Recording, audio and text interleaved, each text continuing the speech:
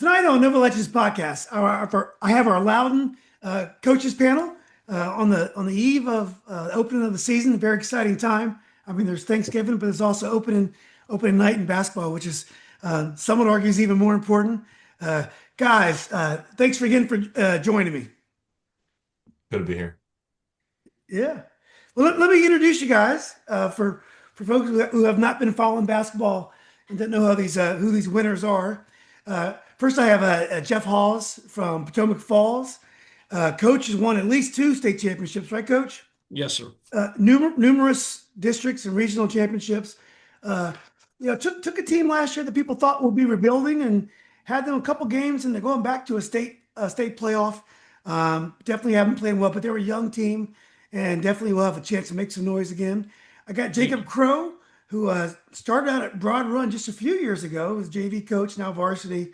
Won a district title for the first time in a long time at Broad Run, and just a great little gym, great energy in that gym last year. Coach did a great job, and I'm sure with recent signing of Ryan Brzezinski to Mount St. Mary's, there's going to be some fireworks again at Broad Run.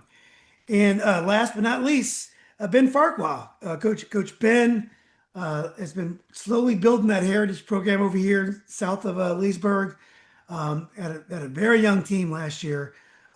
Took their lumps as freshmen, but last year as sophomores, I believe you won the district, coach. You so many playbacks there.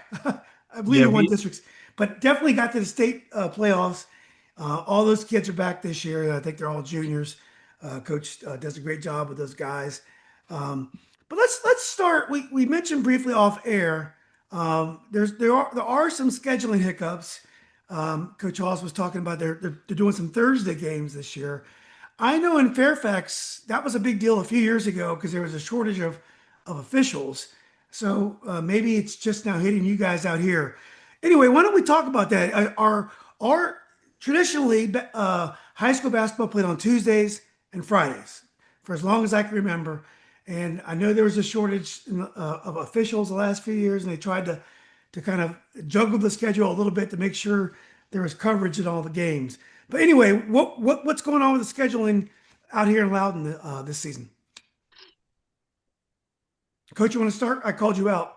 Coach yeah, Hall. I mean, I don't know. Maybe I ought to be careful, but I don't know. We just seem to have fallen into a pattern. I heard a baseball parent saying something about the other day. They play Tuesdays and Thursdays, and fall sports are Tuesday, Thursday because Friday night's football. So it helps the officials. So I don't know if we raised our hand that hey, we're loud and we'll help the officials. But again, I'm going to be careful, but I'm just putting my nod in that I want to get back to playing some. There's nothing like kids playing on Friday night. Your crowds are better, the energy's better. You don't have to work the next day. I can close out Wednesday, cover what happened on Tuesday, and then Thursday I can prepare for Friday night. Now I'm trying to recover on Wednesday and prepare for Thursday all in one day. I mean, it just. I realize scheduling is tough, and they moved to allowing us to play 23 games now, which I do like. And it is. Scheduling is tough. It's a nightmare. But I play about 3 or 4 Thursdays when I have nothing on Friday night. Yeah. And And I've then you never have had that ever. then you have Thursday through Tuesday is a 5 day break, and then with the weekend in between. So you have a quick Yeah. turnaround for a Thursday game. So you gotta the kids got to recover for that, and then you have to figure out what are you going to do on Friday, knowing you have a Yeah. weekend in between those two games. So that's got to be Mondays are tough. Play a ton of Mondays this year. You really don't have any time to get ready, really, other than everything I tell them on Saturday, they're going to forget by Monday. yeah, So yeah. it's, yeah, I don't know. I don't know the solution. I know it's tough. And I do know I got several good friends of mine that are, some of the top officials, and they talk about how tough it is too. So I do realize it's tough. Yeah. Yeah. Well, Ben and Jacob, coaches Ben and Jacob, you guys have any opinions? I know you guys are relatively new to the Northern Virginia scene, so you probably, you're not like the kind of the old crotchety guys like me and Coach Hawes. But well, how do you guys feel about it? Is it different for you guys since you're relatively new to the area? Yeah. I think we only have one. It's versus Briar, pretty early in the season, and then I know we go to Broad Run and to Tusky. But again, like I would love to get some of the students in for a Friday night game. The biggest issue for me is like what Coach Hawes was mentioning is Mondays. I mean, like we open tomorrow against Stonebridge, and I think we play the Monday after at Champ, and then the Monday after as well. So the Monday games are tough because like Coach was saying. I mean, we walked through some stuff for Stonebridge on Saturday, but again, it's gone out of their head, and we're gonna have to redo that whole scout all over again. So the Mondays are tough just from a coaching perspective as well. I would think Mondays would be tough as well, because the kids in school don't have time to really hear about it and get to the games. I think that can affect your attendance. I think Tuesday is probably a little bit better to spread the word that there's a big game coming in. Yes. Yeah. So that's awesome. Coach Halls, why don't you take us back and tell us how the schedule is set.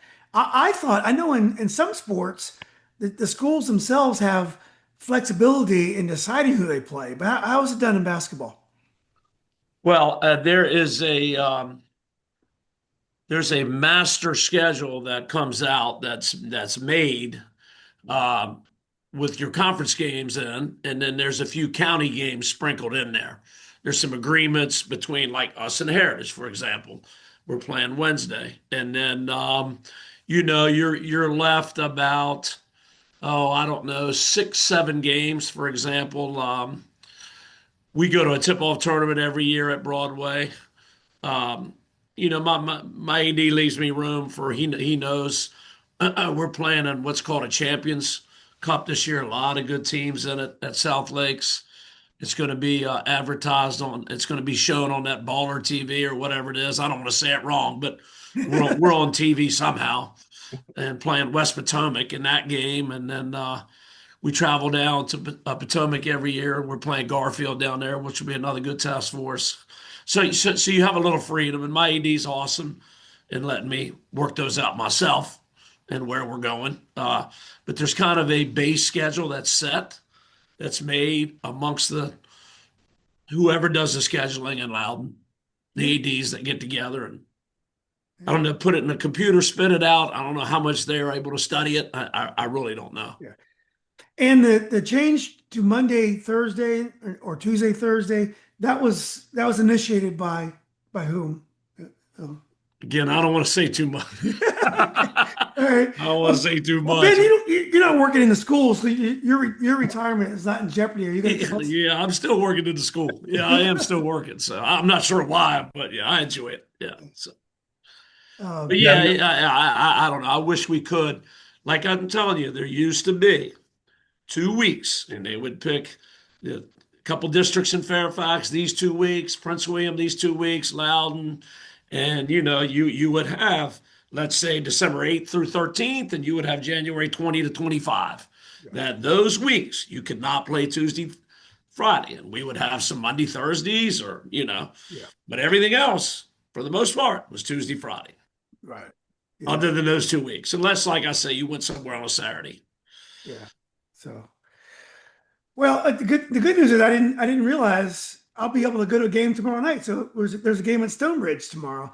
So if you're a fan of the game, these Thursday and Monday games allow you to see more games. So it just means I'll be on the road. I think I want to go to Riverside Patriot on Tuesday here. So there is a benefit for the neutrals who like to go to games every night. But I do understand the need and the desire for certainty. Coach is back on. Let me. Yeah, There what's is a the benefit. update? Ben's beaten Tusky 3 times, and Hawes has got the state championship. Is that what did you decide on? What's going on? Yeah. Yeah. Let me see here. There is a benefit. Ben, you leave me some popcorn up there in the stands tomorrow night. What? Yeah, I know. I saw that you guys don't play at all, so you get to come and watch us play tomorrow night. I'm glad I don't play yet. Yeah, I'm not looking forward to. Well, I think they have about 8, 9 kids. Yeah, They're missing some pieces. Yeah. yeah, we were all they played Friday right when we were practicing, and we had one of my assistant coaches had the game up on NFHS and was updating us about, whether we were going to see a bunch of those guys or not. So You're right. yeah. Interesting. No, my thing's acting up, son. Look what you started. You good now, Jake? Hey, I think just so, testing. yeah. Jacobs, say something. Well, what do you want me to say? Okay, good. Just want to make sure you're working. Okay. Well, guys, let's go back. And last time we talked, it was very much preseason, even before practice started. Let's go through and just talk about how tryouts went. Whether there was any surprises. I know Coach Hawes had said the tryouts were going to be competitive. He had a lot of kids that were going to come out. I know Coach Ben at Heritage. He has he has the starting 5 or 6 or 7 back. And I know Coach Jacob has a few kids he needed to replace, but I know he had a kid coming in from Paul VI, point guard that I saw play against Virginia Academy out here. But why don't we go back and talk about tryouts, scrimmages, how the team is doing, and where you guys are. Coach Jacob, you want to start first? Yeah, I mean, we obviously had a pretty involved off season, so we kind of knew probably out of 20 guys, the team was going to be 13 out of those 20. But it was kind of the deepest year I think we've had as far as like our guys 10, 11, 12, 13 are probably the most talented ones we've had. I was comparing that to my first year coaching, and it's like I think our 10th man might have been our 6th man my first year. So it's definitely like a health of the program is kind of coming along. We're getting all the same guys trying out year after year after year. So I mean, it makes the cut day no fun, but it's ultimately for the best for the program. So yeah. Did you have any surprises, Coach Jacob, that did show up that you didn't know that you were going to Not have? show up that I didn't know, but a couple kids, Dylan Garzo, we thought might be a JV player, and just kind of he's a sophomore. He forced his way into varsity just by, he's had an incredible offseason. So some stuff like that that's exciting to see. You know what I mean? So that was fun. How about some ninth graders that showed up that a real potential for the future? Did you have some people? Yeah, we have 3 ninth graders on JV that are solid. One was a quarterback, Paul Lane, coming out a little bit late from football. Jacob as well from football, and then another kid, Keelan, coming out. So 3 sophomores on JV that have I would say a legit chance to be varsity players next year. Awesome. Yeah, that's good to have. Or 'Cause sorry, 3 freshmen on JV. Yeah. right. Yeah, because you're going to lose a couple kids. Yeah. Yeah, Yeah. I think Adam's been there for what, 5 years now. He's on his COVID year, and then Ryan is, of course, going to move on as well. Well, Coach Ben, how about you? I know you have a very solid core, obviously. How did tryouts go? Any surprises? How's practice going, and the scrimmages? Yeah, so we brought back 10 from last year, and we ended up we have 14 on our varsity. We had 2 kids that just had tryouts where kind of like what Jake was saying, we had to give them spots. They really earned it through the spring, summer, fall workouts, and then just really showed out in tryouts. Our freshman class, we have 2 freshmen on JV. Our JV team was a little slim for our tryouts and scrimmages just because our football team is still playing. So we had a couple kids come in late, but yeah, I mean, we're really excited, obviously, about our group and what we bring back. We scrimmaged. We were at Westfield for our first scrimmage, and I know that they were missing some guys, but we played really well. And then we hosted Kettle Run, who seems like they're always missing football kids. And we obviously played really well against them as well. But yeah, I mean, the fifth. It was my 5th year doing tryouts at Heritage, so I feel like we got a good system now of handling that last day, and obviously it's tough, like Jake was saying, but our program's in a really good spot.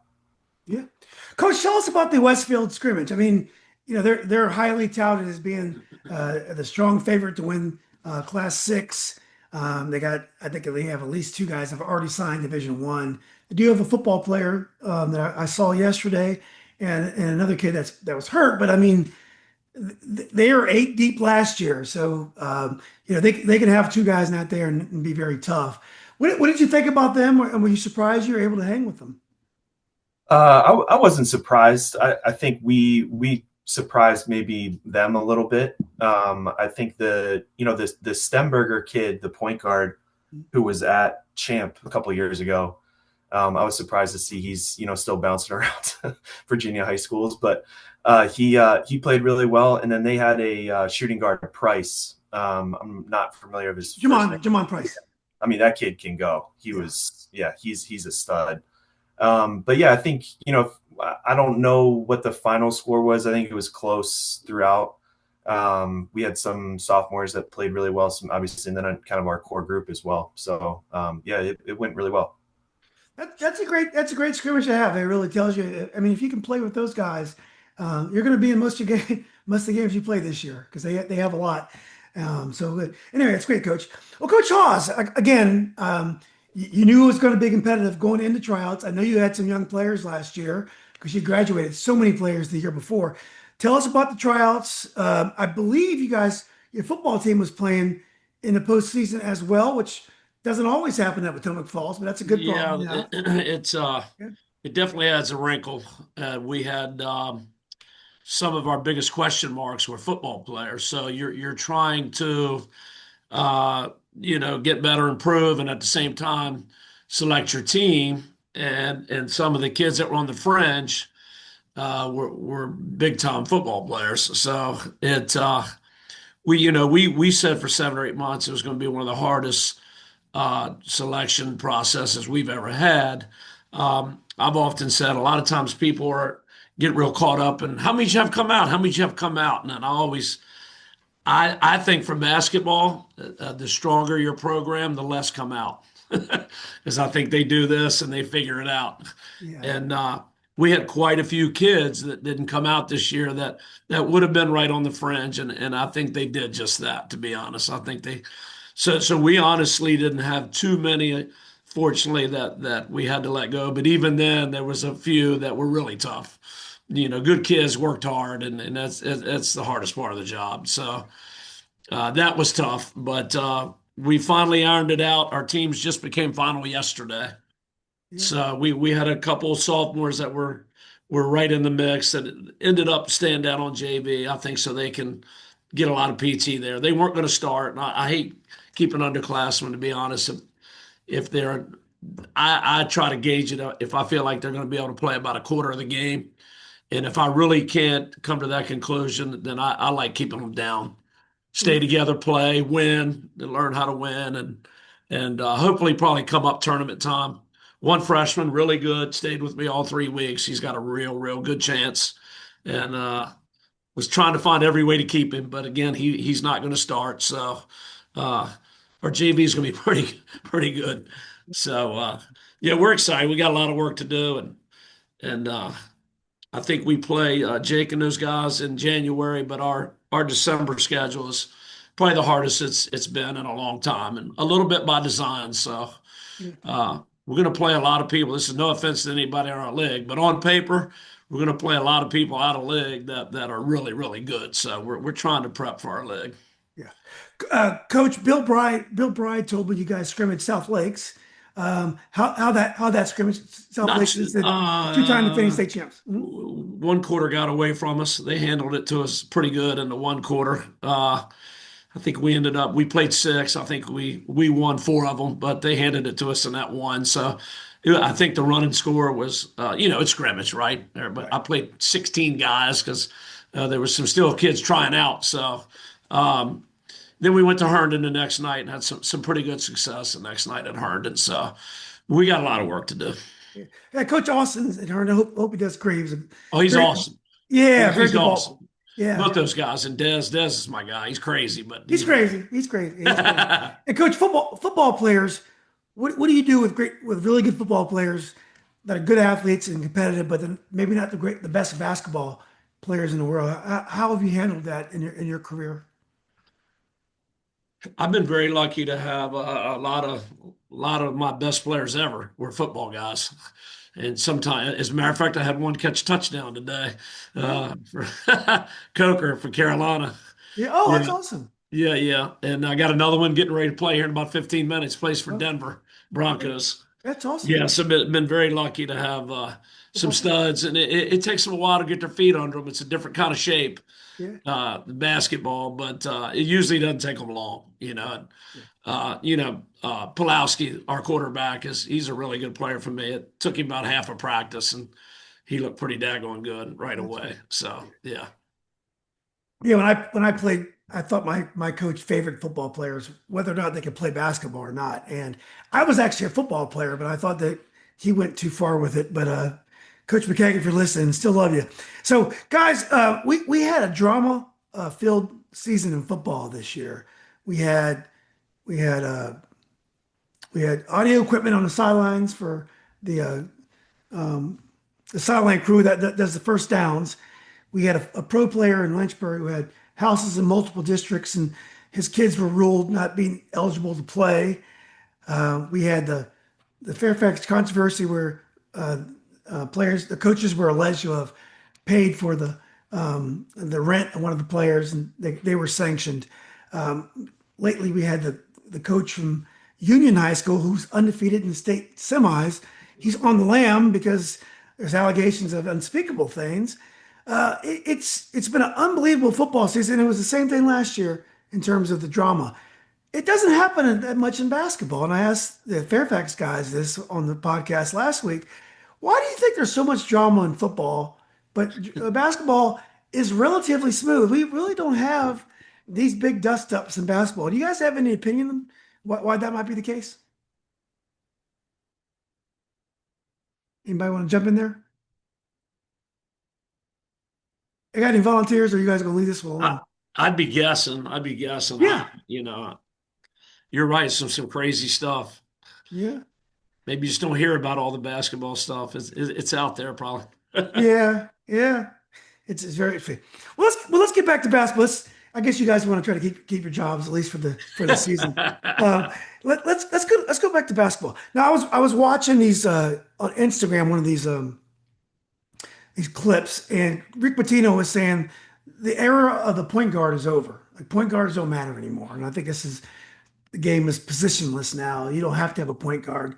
And, I don't know about that. And I know in high school, it's nice to have a floor leader. I know you guys have some great guards, great point guards, and even this year. What do you think about that? Do you think that this positionless basketball has gone so far that you don't need a point guard? I mean, Dylan Williams is one of the top point guards coming back in the state. I know Joshua Orbita is going to be a top point guard in Northern Virginia. I'm not sure if Adam produced quite a point guard, but he's definitely a floor general. Do you guys think you can win without a good point guard these days? Who I think wants to? you can certainly win without one. I think you're talking to three coaches that all have pretty strong point guards. I mean, Jake's was that kid Ben number five, Ben right? Bull. Yeah. I mean, he's a great player too. And then obviously we Yeah. see enough of Coach Hawes, between the Paul Webb camp and all those sorts of things to know Josh pretty well. I think it's kind of just like everything for me when I look at our program. It's how do we fit our personnel to a system, not a system to a personnel. So I have kind of changed uh, how I've coached over the last couple of years. I mean, we had a strong point guard, Blake Rohr, my first 2 years, who was an all district player, but was very different than Dylan. He was a scoring guard as opposed to a facilitator. Whereas Dylan, I feel like we get on him sometimes about trying to be more selfish when it comes to scoring and taking over games. So I think that you don't have to be a point guard to be a leader. It's something we've been trying to preach to our players as well. It doesn't always have to be the guy who's got the ball in his hands the most. So I think it just kind of depends case by case. Yeah, it's a good I answer. think the kid for us that Ben is talking about, Ben Bull, last year, we had Ryan ended up being all state. Adam was first team all region with them. And yet Ben led our team in season plus minus, and plus minus can be a funny stat game to game, but season by season, it normally doesn't lie, and so he was like that. I think that spoke a lot to the role of the point guard. I think he was like sixth on our team in shots attempted per game, but there's only so many shots to go around. So if you have guys, typically the point guards who control the tempo, fast when you need it, slow when you need it, and who can distribute well, that goes a long way beyond their points. So we're blessed to have, we got Ben, who's returning senior point guard. That's always good. Brandon coming over from PVI and Caden Foreman too. We got three guys who we feel like, can really run that spot well, which, you need when you have some high-powered guys off the ball, they're going to be taking a lot of shots. Yeah, that Brandon kid, he impressed me against Virginia Yeah. Academy because that was a very talented team, and he was not afraid. He was not afraid to go inside. Yeah. Yeah, that kid's gonna. He's only a sophomore, right, Ricker? Correct. Yeah, I think he's gonna make some noise. Yeah, Coach Hawes, what about you? I mean, you've been around a long time. When I played, you had to have a point guard. That was the first position that you worried about. It was almost like the quarterback on the football team. Yeah, well, But what do you think? yeah, you took the words out of my mouth. That's I can see both ways, and I think it depends on maybe the personnel you have. I know a lot of people, you might have four guys out there that can handle it, and they're driving and kicking and getting to the rim or pumping threes. I'm a traditionalist. I'd be lost without my point guard, and I put a lot. He's got a lot of pressure on him to know all the stuff we're doing, all the calls, all the sets, and I am lucky to have a pretty good one, and been doing awesome so far this year, and has really kind of bought into how we do things, and yeah, and then I got a senior backing him up, which is nice. Is a fifth year senior because he was old enough as an eighth grader to play. Yeah, you got to be 14 by September 31st, I think it is now. No, it's August 1 now. I'm sorry. Changed to August 1. So he was old enough. So I see the look on your face. A lot of people think it's ability, but it's actually age. So It's the Hawes NIL money. That's how you Yeah, I was yeah, gonna right. say it's Yeah, something. yeah, I wish. Yeah. But yeah, I definitely for us, at least for me, it's to have a point guard and him knowing what he's doing and carries a little extra weight on his shoulders. Yeah. Well, guys, one thing that happened, we talked at length last time about the decision for kids to play private school. And, there's a lot of private schools in Loudoun County now. And obviously, there's quite a few in Fairfax and County as well, and within reach of Loudoun County. But one thing that's happening is that there's kids that are transferring from private school to other private schools. Paul the Sixth lost four kids this year to transfer to private school. So there continues to be shuffling of the deck. The deck keeps being shuffled out there. What do you think what's going on with that? Do you think it's a matter of there's the kids that go to these private schools, sometimes there's not a lot of opportunities to play because there's a lot of great kids there and they end up going somewhere else, or maybe it's not a good fit. Have you guys noticed any of this?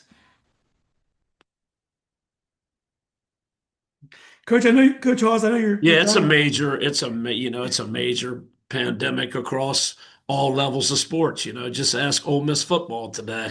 I mean, it's the grass is always greener, and you got guys out there in the AAU getting a hold of these guys in the entire off season, and then some of the private school stuff. I've said it before, and I'm not afraid to say it. Uh, it's almost criminal. They get them in there to fill their freshman and JV teams and get their tuition, and they'll never see the varsity, and then they end up coming back, which is fine. But like you said, it's even gotten to the private level now where they just go where they can maybe play more or be on a better team, and in the off season, man, it's just sharks everywhere, man. It's I don't even know what to say. I think Ben said you just kind of wait till day one of school, and I hope they're there. I'm too old, and I've done enough. I don't need. I'm not begging anybody. I think we offer the program we offer, and I'm not afraid to say I lost a freshman this year to Paul the Sixth. He's over there now, and I just don't think he'll ever play on their varsity. I don't. I mean, if he does, great job. I'm happy for you, but. Uh, I mean, I hope he comes back because I think he'll have a good home. But um, I don't know. That's a sticking point with me. I hope they don't change the rule because the rumor is that they have that you're not going to be able to transfer mid-season anymore. Obviously, Colin Bird was a great example of a kid that benefited from being able to go back to your home school if you're not playing at all. The rumor is this is the last year you'll be able to do that. They're gonna stop allowing that next year. And I know it can mess up seedings if a team doesn't have a player all year and he shows up near the playoffs and you're stuck playing them the first round of the playoffs. That I can see that that's unfair. But I do like the fact if you're paying taxes and it's not working out, I like the idea that you can come home and go to your school. But I think this is the last year of doing that. You guys, Ben and Jacob, you want to add anything about the private to public thing? Yeah, I mean, thankfully we haven't had to deal with that yet. I haven't had anybody leave. To me, just coming from the college level of coaching, which is how I got my start, it's just constant recruiting. And so I feel like when we start having those conversations with kids that are thinking about private, just to put in their head, what's stopping this coach from going out and having this exact same conversation with 15, 20 other kids? You really need to have a firm understanding of where you are in their future plans, where you rank in their program, how many minutes, what role do they, see you playing. And that's a conversation that we used to have at the college level when we were recruiting high school kids. Hey, this is what we see for you next year, 2 years down the road, 3 years down the road. I would just tell any kid that's thinking about going private, you got to get to the bottom of those, questions before you make any major life decisions and end up coming back in 3 months. Yeah. Yeah. Jacob, I you mean, want to add something? I mean, you had when I talked to Ryan, great kid, enjoyed interviewing him. He talked about he was upfront with you that he may have to explore options.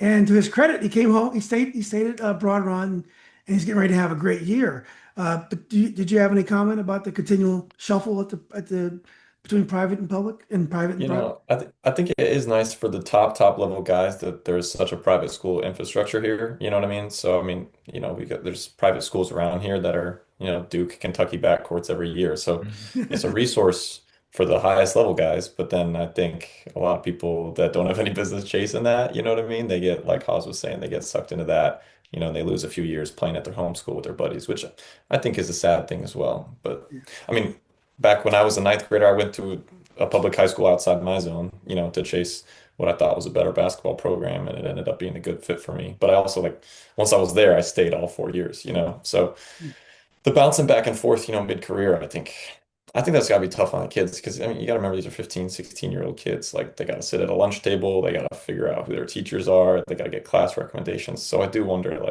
how much are we mortgaging to chase this one specific thing that also might not be best for them academically, socially, That is, I guess, if you care about the kids. If you don't care about the kids, then Yeah. go get whoever you want. Go crazy. Yeah. There's a local player, very good player, had an amazing junior season. And I'm not sure if he was a prospect, but he was a really good player. And he was on a good team, great energy in the gym he played at, great high school academically, public school. And he ended up going to one of these kind of the online type schools where you could train all day, fit in a class in the middle of the day. And he did well there. Then he transferred again to another private school. And, I check the verbal commits occasionally just to see if anything's happened. He's a good player. It turns out his level is his level. Nothing's happened. He's still a very good player. He was at his public school, but no matter how long he stays, I don't think the Division I teams are interested in him. And he could have been a Division III player where he was, and he was. So I just feel like he probably missed out on some things by just staying at his public school. And I do think with the money involved, as you said, Coach Jacob, if you're Ryan Brzezinski or up, you may be tempted because you can make a couple $100,000 more than we make as a freshman in college. It's hard to turn that down if you're good enough. But I don't think that's happening very much. And I think most kids are going to struggle to make the starting lineup on a Division III team, and there's nothing wrong with that. But I don't think that's changing. Well, let's move on. Unless anyone else have a comment on that. Yeah, I was just going to tie together Sure. the two things you guys said. I think Jake's right. For certain kids, it is the right move, but for so many of them make the move that it's not. It's not the right one, and it's like you said, and this is not knocking you, Julian. What it takes to play D3 now, the average person has no idea. I mean, you got to be you got to be head and shoulders above to play D3. I know. And the type of player that probably could play D3 doesn't have any sense going to Paul VI or Gonzaga and he could still get to D3 like you said if he stayed home Yeah. and be with his friends, be with his environment, continue to grow, play for his school. And yeah, it's the ones that get lost that bothers me. I think I might have said this last time we had this, but about 5, 6 years ago, I had two go to Paul VI that would have been good players for me. One, well, he wore the uniform. He went to Hawaii, he went to Vegas, never touched the floor. Yeah. Never touched the floor. The other one played football his junior and senior year. So, My son was a very special soccer player. I love watching him play, and he could have gone to Division 3, but Division 3 in soccer, you have 40 kids on these rosters, and 11 play, sometimes 18 or 19. You could be a very good player and not play at all to your third or fourth year or ever. And yes. I am so glad he didn't do it because I don't have to worry about it. I would have been worried about him playing and all that stuff. Now, he's playing intramurals, he's refereeing basketball and soccer. Coach, Division 3 is no joke. I mean, it's very competitive. I mean, I'm sure there's a program somewhere if you really want to travel and spend a lot of money. But the teams in Virginia, I know, are all very good. And the teams in Maryland are all very good. So there's no sure pass to get on the starting lineup. So guys, let's talk a little bit about Loudoun County. So when I talk to Sherman Rivers a lot, he likes to Coach Rivers is from Patriot. He likes to tease about Loudoun and even Fairfax because he thinks everything about Prince William County is better than the rest of us. But I actually think Loudoun County, on paper, probably has more talent than almost any area in the state this year. You guys had a very the best players in the area were young last year, and they all came back. It's going to be very competitive here. I think Loudoun Valley lost two of their best players, and Wood Grove lost their center, and there's always going to be some graduate. But you guys have got to be excited that Loudoun, when you look at Fairfax, so many players graduated, but they'll be fine. Prince William, the same thing. Loudoun is kind of where the energy is. Anybody have Prince William is probably the best at the last topic we just had. But anyway, back to talking about Loudoun. Yeah. Yes. Yeah.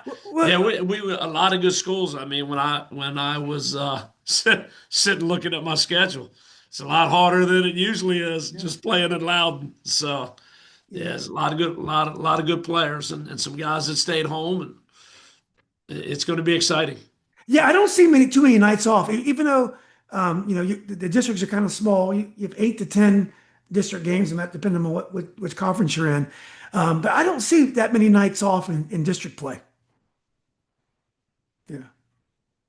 Jacob or Ben, you have any comment on the level of play in Loudoun this semester, this year? Yeah, I mean, I'm not really familiar with Prince William and Fairfax, I guess, in terms of like the level of talent that they have. So I won't speak ill of them, but just in terms of looking at our schedule, like what Coach Hawes was saying. I mean, Jake has obviously Ryan, Bird is obviously in the district. Those are both Division I basketball players. I think that there's a couple guys probably for Coach Hawes, and just kind of going down the list of our schedule. Briar has a couple kids that have signed to play at Hood, which is a really good Division III school. Yeah. Riverside, I think they lost the Ridgeway kid, but Lawson, I think, is probably going to end up being a mid to high level Division III player as well. So it's really good basketball, which is nice. For a neutral spectator like yourself, Julian, I would love to just have some potentially easier games when it comes to that. But I think the level of basketball just in my 5 years here seems to have improved a lot. I think it's going to be as high as this year as maybe it's ever been, at least as you said, Coach, last several years. I don't think there's going to be too many easy, too many lopsided games. So I'll be able to pop in anywhere. Coach Jacob, what about you? How do you feel about the comp? I don't pay attention to, because there's no Class 4 teams in like Fairfax or Prince William, I don't think. So, I don't pay attention a lot to that level, but I can just compare where Loudoun County's at now versus when I started 5 years ago. You know what I mean? And like, if we had the team we have now 5 years ago, like we would have been sitting pretty, you know. So I do think like the talent every year has, gone up. Just within Loudoun. I don't really know how it compares elsewhere. Yeah. Well, what do you guys think about December? How important are wins in December? I think you guys, most of your district play is going to be after Christmas, I imagine, because your districts are small enough where they don't have to spread them out so much. Do you guys put a lot of stock? Do you need to win to build the confidence, or is it more important to find your lineup in December? Well, I saw somewhere the other day it was talking about how basketball has become such a tournament sport. And I kind of hate that because, what you do in the regular season for 3 months, it should carry more weight than it does. But Yeah. it very, very much truthful that you get the tournament and get hot and kind of achieve all your dreams, no matter what your record is. So I'm preaching that to myself because December, we got our hands full. But also have, I don't know about you guys. I don't know how they did your districts. I got 11 games in 19 days, but we do have right in the middle of those 11, I got 3 conference games. Oh, wow. So last year we didn't have a single conference game until January. So Hmm. we added a team. We're one team larger than we were last year. So that has a little bit to do with that. So yeah, we like to do a reset over winter break. We have a tradition of taking some time off, not going to Christmas tournament. We call it our Panther basketball boot camp. We kind of go back to basics and as far as conditioning, fundamentals, everything, and just kind of reset. But so we kind of do set a December goal and then reset and go from there. So that's how we do it. But Yeah. Yeah. Absolutely. Coach Hawes, I remember back in the old days in the Big Ten, they didn't even play a conference tournament. So the regular season meant everything. And so those games were enormous. I think with the NCAA having 68 teams, I would like to see maybe a conference or two try that again. To go back to elevating your conference play. Don't make it all about the tournament because the NCAA tournament in the end overwhelms everything. So but anyway, Coach Jacob, what about you? How do you view December with a very experienced team like you have? Yeah, we definitely cranked up the difficulty level on our schedule this year as opposed to any of my previous years. So I kind of put the most work into, in Loudon, you don't always get to pick your whole schedule, but uh, I definitely was the most like hands-on with choosing the schedule to try to get us some hard games. I think at this point, I could see a point to a younger team wanting to get some easier games and get some wins, Yeah. get that momentum and success. But I think with the older, more experienced team, we'd bring back 5 seniors. It seems like they're past kind of like the out of district wins and losses, like really mattering too much. I think this team is pretty focused on being the best we can be in February and March. So with that in mind, we tried to get our hands on the biggest games we could find. Yeah, that's exciting. Coach Ben, again, like Coach Jacob, your team is very experienced. They got to the state playoffs last year, so it's not like they don't know they can win. How do you view December as their coach? Yeah, I mean, I want to win every game. I think that, that's obviously something that's important to our group. We only play we're one district game before Christmas, before the holiday break. Mm. And it's the 18th or 19th, so it's a little bit later. So we'll get a chance to kind of work through some stuff as a group. For me, the biggest thing in the regular season is I want to host some of these playoff games. Come February and March. Last year, the only home game that we had was the first round of the district tournament when we played Valley. Yeah. Other than that, we were at Tuskegee, at Broad Run, at Tuskegee again, and then at Hanley. So for me, I think if we can get some of these games at home, it would obviously be make a huge difference for us in the long run. Yeah. Well, Coach Ben, let's start with you also. To talk about some of the big games on your schedule this year. I mean, obviously you want to win them all, but remind us who are some of the most exciting matchups that you have. Yeah, I Not just- mean we'll see Jeff on Wednesday. So we're home against Stonebridge Monday, and then Pot Falls comes in on Wednesday. We're going then other than that, it's kind of just, like the regional stuff, Briar, Riverside, those sorts of games. We're going down to Spotswood for their holiday tournament this year. Hmm. We're going to play EC Glass one of Oh, those days, that'll be which good.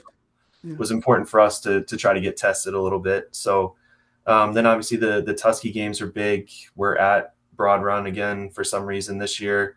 So we have some big games in terms of just where the region is going to fall and those sorts of things. But for me, I've always said, like, our summer, our fall, we try to get out of the county as much as possible, just so we don't see the same teams over and over again. We did the St. James Fall League again, just so we can try to get a little bit tougher and outside of the county. So the biggest games for us pre-Christmas are probably our first two, I guess you could look at, Stonebridge and Pot Falls. So Yeah, that's great. Well, Coach Hawes, I think you mentioned a few of your big matchups. So why don't you remind us some of the big non-conference games that you have coming up this year? Yeah, right. Well, as Ben just mentioned, we go to their place, and then Friday we play Albemarle, who's probably on paper the favorite to win Division Five. They lost at the buzzer in the state final last year. They have everybody back but one. They Wow. lost one to a transfer, but they got everybody else back, and they got Oklahoma State. I think is where one of the kids is going to commit to. So Wow. we'll have our hands full with them big That's time. that's Friday at Potomac Falls? It's at Broadway tip-off That's- tournament down Oh, there. gotcha. Yep. Yep, and the Millbrooks in that as well. I don't know if you guys know anything about them, what they might have this year. I don't know if any of you all saw them last year, but yeah, and then the Garfield, and then that tournament at South Lakes on December 20th, West Potomac. We're gonna have our hands full with them, and then we come right out of break with Jacob and his guys. So yeah, it's I'm excited about it. I'm excited about it. Last year, quite frankly, just the way the schedule fell, we didn't have near the competition that we're going to have this year, and so we're most of the time. Ben knows this, but I have 5 juniors on the court a lot, so Yeah. one might say we're a year away, but you never know what next year brings. So we're going to be going for it. Well, as George Allen used to say, Coach, the future is now, right? That's exactly right. Yeah. Well, we've mentioned in passing the quality of the teams in Loudoun. Let's talk about some of the teams to watch. Now, obviously, your three teams are going to be three of the teams to beat for sure. And I think we've mentioned Tusky as well. They have Colin Bird back, and they have a couple other good athletes back as well. So it's not like Colin's out there shooting by himself. I know the Valley lost again. They lost Tal Rose, is going to Virginia Academy, and I believe their point guard is not playing as well. He was a good player. Had a decent game against Ben in that tournament game they hosted last year. I was there for that. Stonebridge, I know they have their point guard, I believe, transferred back from private. But let's talk about some of the other teams in the county that could be decent. We mentioned Riverside with Max Lawson should be okay. I don't know if they'll reach the level with which they almost beat Albemarle last year. But anyway, let's talk about some of the other teams in the county. Who wants to start? Yeah, I think Stonebridge is. I'm excited to see them tomorrow night. Actually, they got a lot of talent, a lot of scores. They're waiting on a couple football guys that I think will help them. Oh yeah, that's right. Yeah. Yeah, Ben mentioned it. Pretty much, I think Briarwoods is going to be pretty senior laden. A lot of kids that have experience and several kids that can score the ball. With the sophomore is going to be good, and he was second team all conference last year. On these guys' side, I mean Tuscarora, I understand they fared pretty well in their two scrimmages. Former player of mine on my state title team, assistant coach there, so we were yelling across church this morning. But yeah, I think they're going to be pretty formidable too. Yeah. Stonebridge has, I think, 5 or 6 Power Five football players this year, and they're just incredible athletes. I just can only imagine if a couple of those guys are the players you're talking about, because these guys are fantastic athletes. So, and in the past, Stonebridge has made good use of their football players. They've helped in basketball. So we'll see. Jacob and Ben, have you guys seen any other teams out there that I know Lightridge lost? I think his name was Farrell. He's transferred away, but they had other nice young players as well last year. Yeah, we got them tomorrow. So, Oh, it's grainy scrimmage footage is all I'm going off for them. So can't tell you a ton yet. But as far as our side of the Catoctin district, I thought Coach did a good job with County last year, so I think they'll be solid again. yeah. KP, I think, Marsh was the senior, but they had a lot of younger guys around them, so it'll be interesting to see when those guys are not playing their first season of varsity. Sometimes you just got to take your lumps with that. So that squad will be interesting to see too. Yeah, I think he had a freshman or sophomore point guard who played a lot Yeah. last year. He was obviously probably 1 year away, so maybe he'll be able. And I know KP's been pretty happy with his preseason work. How about you, Ben? Any other teams that we haven't talked about today? No, I mean, I just to mention KP real quick, we saw them play in the JV summer league, and he's got some young talent, some big kids. So I'm sure that they're obviously going to be a little bit better too. But no, I mean, I think for us, it's Tusky. It's not just Bird, as you mentioned. The Battaglia kid is a really good player. Hayden Collins is a really good player. He can put it on the floor a little bit too, as well as just being a really good shooter. So, and then other than that, I think it's pretty standard. So, Yeah, yeah. The Tusky Heritage rivalry is really special. You guys had some. I think I caught every game. It was like 4 last year, right, Coach? we played them 5 times. 5 times. I think I Yeah. got. Yeah, it's a very special rivalry. It's interesting because I think the players actually kind of like each other. I didn't feel they played really hard, but I didn't see it as a rivalry where there was some ill will either way, which is fun. Which is fun to watch. So we'll see this year. Sometimes, even the tightest families can have some drama uh, inside. Well, how about players to watch? Now, obviously, the Heritage kids. We could talk about all of them. They're all great, and we've mentioned Josh Orbita. We've mentioned Ryan and Adam Purdue. We've mentioned Colin Bird and Charles Battaglia. Who are some of the other kids in the region that we should be shouting out this year as the season begins? I've always liked the Pettibone kid from Briar. I think he just signed with Hood. Yeah. He's one of those kids who plays with Kling's LBA team, the team attack, with Lawson and Ridgeway and those others. I've always thought he's a really great player. And then, I think for us, it's kind of those same, not to just sound like a broken record, but, when you're looking at Broad Run and Tusky, you're looking at Colin Bird and Brzezinski and Purdue. And, I'm tired of playing those Purdue kids. I mean, I feel like his brother was there too for a little bit. So yeah. And then obviously for us, it's just kind of our junior class. We have one senior, Bex Hetzel, who, he rolled his ankle kind of early January last year and never really got back to being full strength. But he's had a really great spring and summer, so we're excited about him to kind of include with that returning group that we have. I thought Bex gave you a lot of good minutes last year. Very active kid. Some days he hit the 3-pointer. He's the kind of kid that you can't really have too many of.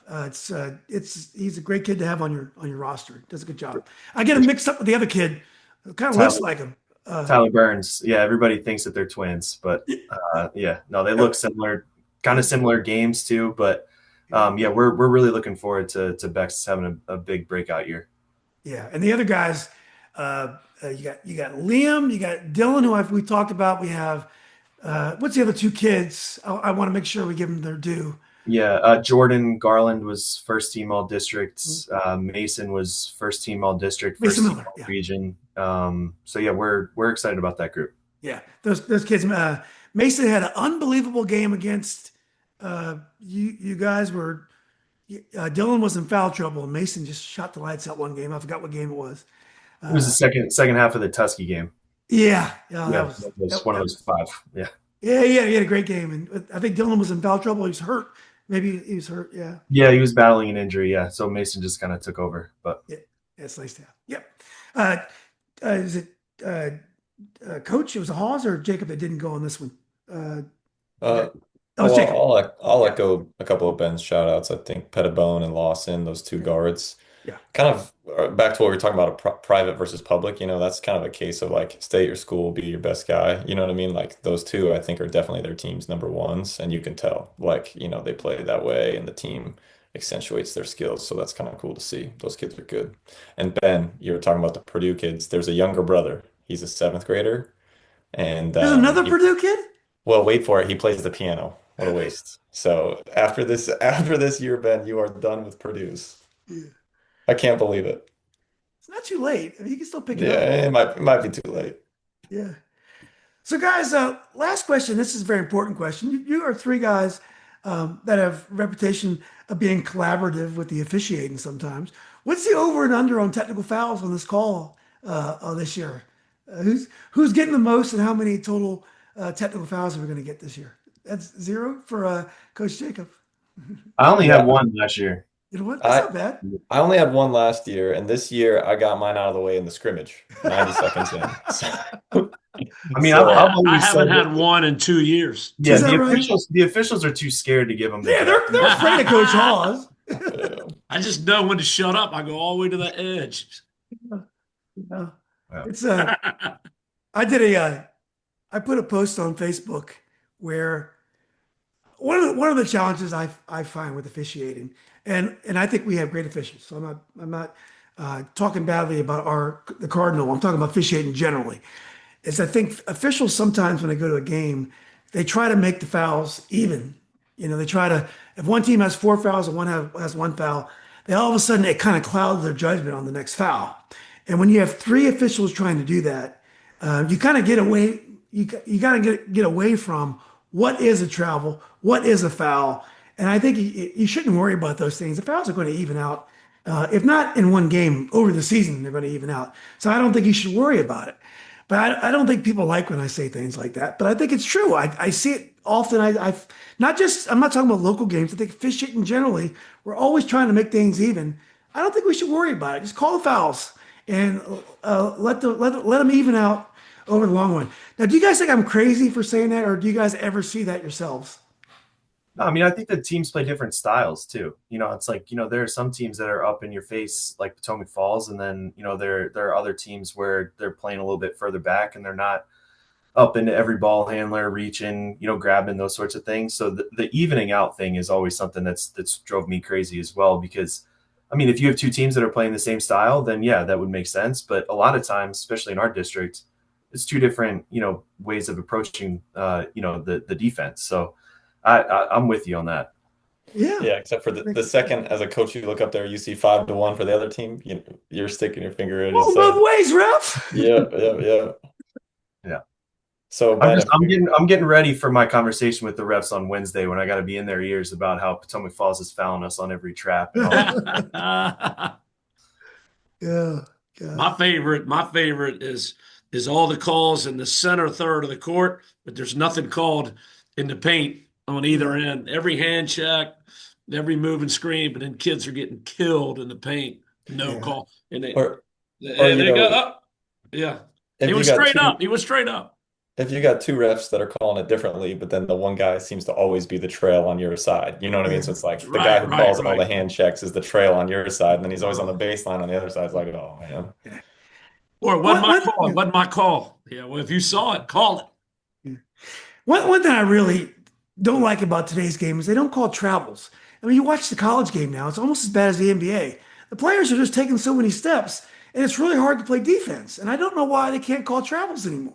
I mean, I think it's really hard to play defense if you're allowing these players to get 2 or 3 steps after they picked up the ball. And I see it over and over again, and people are telling me that's a gather step, that's a 0 step. I don't know what it is, but to me, it's a travel, and I wish they'd call it. You guys see it? You guys agree with me on that? Sometimes it's one way or the other. And they either don't call travels, or every time you try to make a go move, they call travel. You can't even make a good move without it being called a travel. Yeah, I've seen it go either way. Oh, interesting. Yep. Yeah. Coach Ben and Jacob, you guys want to get any further trouble here?